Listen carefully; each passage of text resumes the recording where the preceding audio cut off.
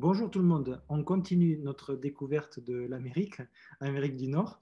Et cette fois-ci, on va à la rencontre d'un nouveau prof-coach qui est parti justement sur l'autre continent. Donc Pierre, bonjour. On va, on va, Bonjour Anthony. on va échanger ensemble sur les 4 points, les 4 questions qui reviennent pour la partie francophonie, c'est-à-dire qui es-tu, ton parcours. Ensuite, pourquoi avoir choisi ce pays-là, donc en l'occurrence les États-Unis. Troisième question, comment est organisée la formation initiale des enseignants là-bas et comment est organisée la formation continue. Et après, on pourra rajouter quelques bonus à ce sujet-là parce que je sais que, comme moi, tu es vachement porté sur les échanges avec des personnes même outre tennis et ça sera intéressant d'en discuter avec tout le monde. Donc, est-ce que tu peux d'abord te présenter pour tout le monde et parler un petit peu de ton parcours? Alors, moi, je m'appelle Pierre, j'ai 40 ans. J'adore le sport d'une manière générale, hein. Comme on en a déjà discuté, j'adore le vélo, le tennis, la course à pied. Donc, voilà, j'adore le sport d'une manière générale. J'adore les challenges sportifs. Et j'adore aussi utiliser le sport comme outil pédagogique, hein, qui nous permet d'apporter, d'inculquer des valeurs aux enfants, aux jeunes. Je suis aussi quelqu'un qui adore les gens. J'adore rencontrer les gens. Je suis très ouvert. J'ai le contact assez facile. Donc forcément, après, ça apporte une facilité par rapport à tous les publics qu'on rencontre. Voilà. Et puis, je suis passionné d'enseignement, de pédagogie. Je cherche toujours le petit truc pour faire améliorer mon élève. Voilà, j'aime que la personne puisse s'épanouir, que tu sois dans le loisir ou dans la compétition. J'aime donner l'envie. Voilà, j'aime guider les gens pour qu'ils puissent s'épanouir dans le sport. Et puis, au fur et à mesure des années, parce qu'au début, je n'étais pas forcément sûr, je pense avoir les qualités d'un enseignant, hein, à savoir le savoir-être, hein, être poli, être à l'heure, c'est des choses simples, hein, être propre, le savoir-faire, donc que j'ai développé au fur et à mesure des années à travers donc des diplômes et puis à travers l'expérience. Et puis, je pense aussi que c'est important d'avoir beaucoup d'empathie, hein, de bien comprendre l'autre. C'est très important d'avoir une bonne, si on en discutait, une bonne capacité d'écoute, écouter ses joueurs, ne pas arriver sous le terrain et puis dire, voilà, on fait ci, on fait ça. Il faut qu'il y ait une compréhension, de savoir qu'il y a un échange. Comme ça, on peut construire des séances beaucoup plus constructives. Voilà, je suis quelqu'un aussi de calme, très important quand on travaille avec les jeunes, même avec les adultes. Et puis, cette capacité d'adaptation, un petit peu caméléon, hein. Je pense que c'est très, très important d'être un caméléon, de savoir s'adapter. Dans notre travail, on prévoit toujours une séance. Il y a quelque chose d'autre qui se passe. Il y a du bruit. Voilà, le joueur, finalement, on devait travailler le lift. Finalement, au niveau de la prise ou de la forme gestuelle, il n'est pas là. Donc, on redécale. Voilà. Et puis, moi, par rapport à mon expérience, donc, je suis arrivé ici en période de Covid, donc j'ai dû m'adapter aussi par rapport à tous les exercices, hein. Les joueurs n'avaient pas le droit de toucher au bal. Moi qui aime bien travailler toujours en binôme, que ce soit toujours en mouvement, il a fallu que je m'adapte. L'anglais aussi, c'est pareil. Au niveau du coaching, mon coaching, il a aussi changé. Je parle beaucoup moins. Je préfère mon coaching maintenant à cause de l'anglais. Voilà. Et puis moi, je me définirais un petit peu. Donc, du coup, vas-y. Dis-moi. Donc, du Je me coup, définirais un petit peu comme un docteur du tennis. Tu vois, j'ai ma trousse à outils, j'ai des choses à travailler. J'aime bien travailler avec les drills, les mettre dans des situations un petit peu bien précises pour qu'ils comprennent. Et puis à partir de là, c'est beaucoup plus facile. C'est ce que j'allais dire. Du coup, tu pourrais t'apparenter à un mec qui est semblable à un docteur, qui trouve le symptôme et qui s'adapte et qui trouve l'outil adéquat, ou le peintre qui va prendre la couleur qu'il faut pour définir ça. Et c'est souvent ce que je disais, c'est que vraiment, on est là pour accompagner, aider les personnes qui, justement, ont un problème, ou en tout cas ont envie d'améliorer quelque chose. Et du coup, on doit trouver dans notre panoplie les moyens qu'il y arrive. Et pas simplement appliquer à tout le monde bête et méchant la solution qui aurait marché à quelqu'un peut-être une semaine avant ou un an auparavant. Et ça, je pense que ça, c'est important. Et comme tu l'as dit, on le fait également grâce à des échanges et en avançant et en restant curieux. De toute façon, les gens qui sont sur Meet Tennis le sont, je pense, et j'en suis ravi à ce sujet-là. Mais du coup, donc tu es arrivé aux États-Unis en période Covid, tu nous l'as dit, et au début, du coup, en France, par quoi ça a commencé l'enseignement? Donc tu as passé ton DE? Alors, moi, si tu veux, j'ai un background un petit peu marketing. Ouais. Où, voilà, je suis même parti en Australie 5 ans m'exiler, faire mon Master of International Commerce Marketing. Ouais. Et après, au bout des 5 ans, je suis rentré en France. Et si tu veux, je voulais vraiment donner un sens à ma vie un petit peu plus différent. Je ne voulais plus me retrouver enfermé dans un bureau. Voilà. Après, dans mon club, un club à Vittel, dans les Vosges, si tu veux, j'ai eu une opportunité voilà, pour commencer à donner des cours. Donc, après, je ne connaissais pas du tout l'enseignement. Je ne sais pas si j'étais fait pour ce métier ou pas, toi.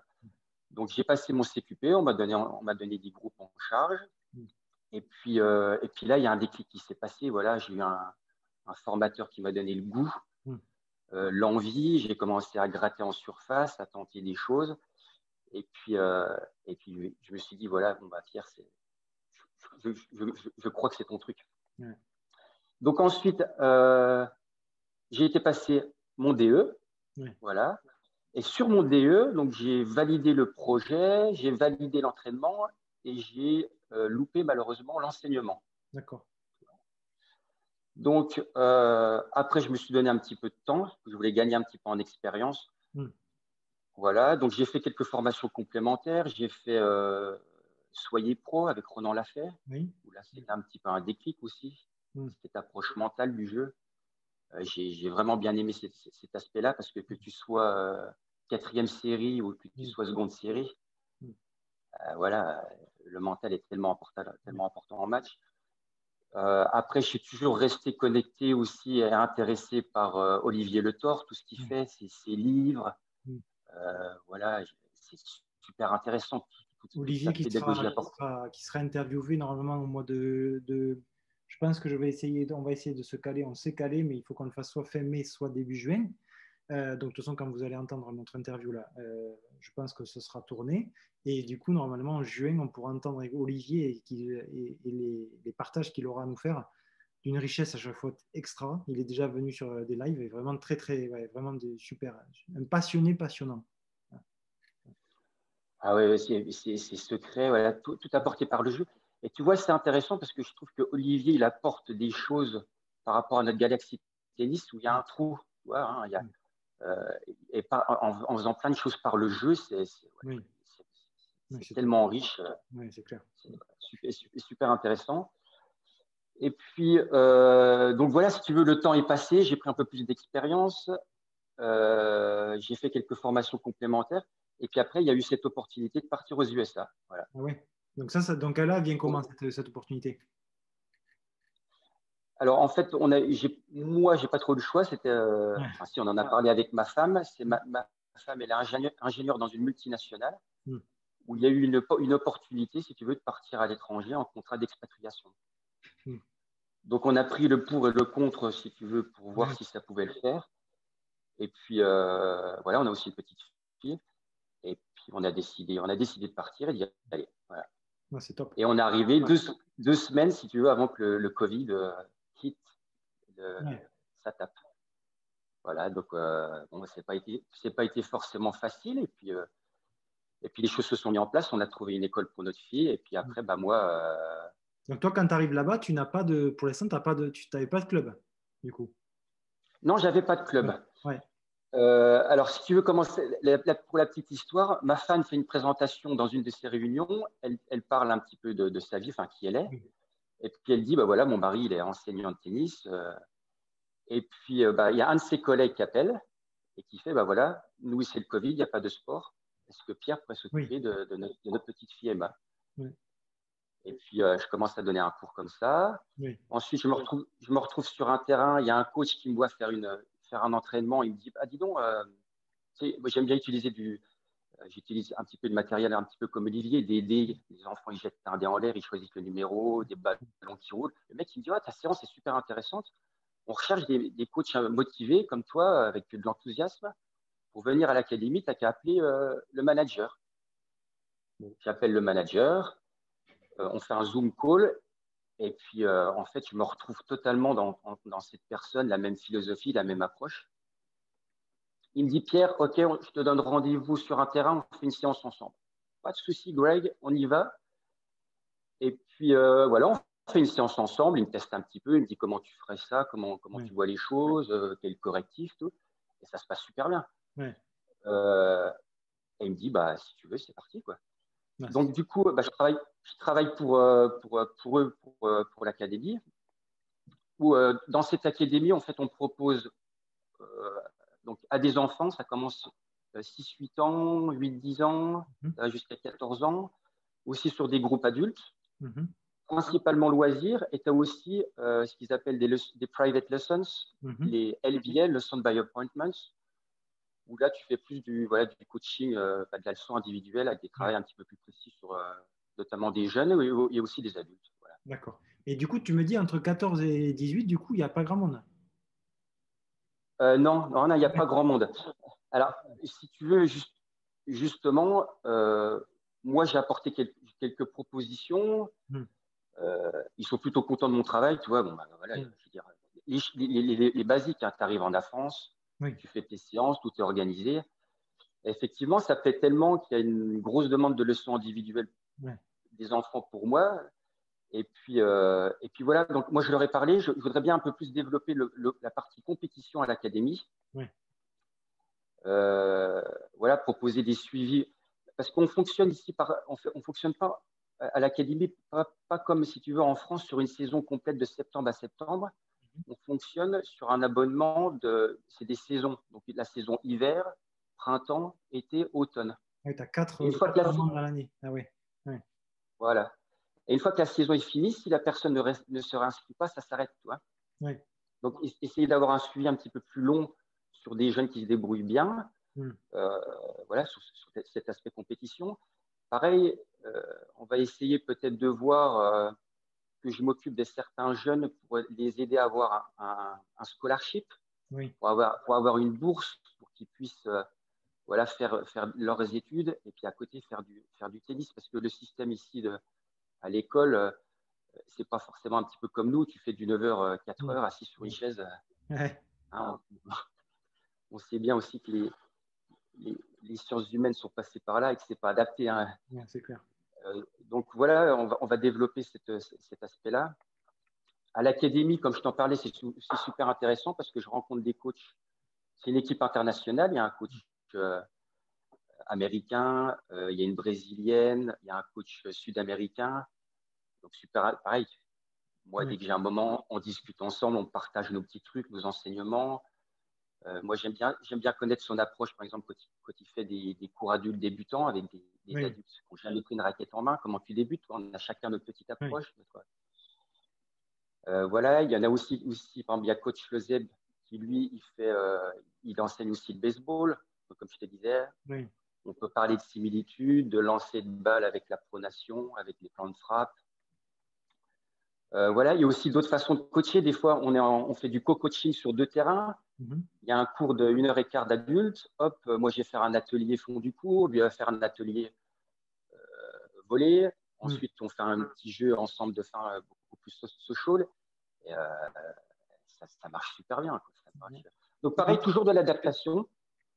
Ouais, je vois que je pense que les ambiances de travail, on va y revenir sur la partie quand on parlera de la formation là-bas initiale, mais cette ambiance de travail, je pense, grâce à des profils qui viennent un peu de différents mondes, ou en tout cas avec cet esprit un peu ouvert, enfin, je pense que ça va être hyper agréable.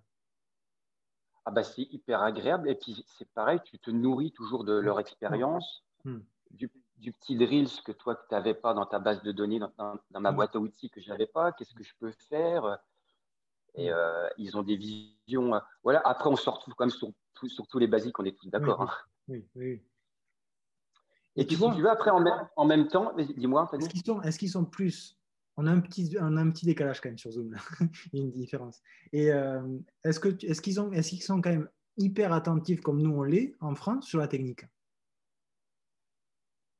ou pas? Bah, sur du groupe, sur de la leçon individuelle, oui. Oui. Après, sur du groupe, du public un peu plus loisir, voilà, l'aspect social, fun, il est important, toi. Ouais, ouais, ouais. Mais il y a toujours un objectif de travail quand même à chaque Oui, fois. bien Hein. sûr, bien Chacun sûr. repart Oui, avec un objectif. oui. Ouais, je vois. D'accord. Donc, du Je coup, pense là, qu'après, sur la technique, en France, on est quand même très, très, très, très rigoureux. Hein. ouais, c'est clair. Ouais, c'est clair. Parfois, peut-être un petit peu de trop.